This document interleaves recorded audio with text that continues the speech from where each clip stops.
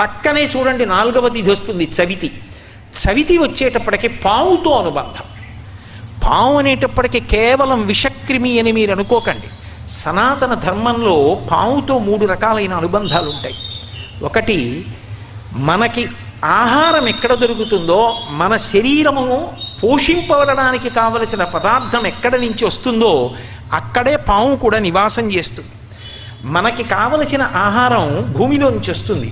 ఆ భూమిని దున్ని పంట పండిస్తారు. అక్కడే కలుగులో పాము కూడా పడుకుంటుంది. అక్కడే గట్టుకున్న కన్నంలో పాము పడుకుంటుంది. అక్కడే ఉన్న నీళ్లలో పాము తిరుగుతూ ఉంటుంది. అక్కడే రైతు కూడా తిరుగుతూ ఉంటాడు.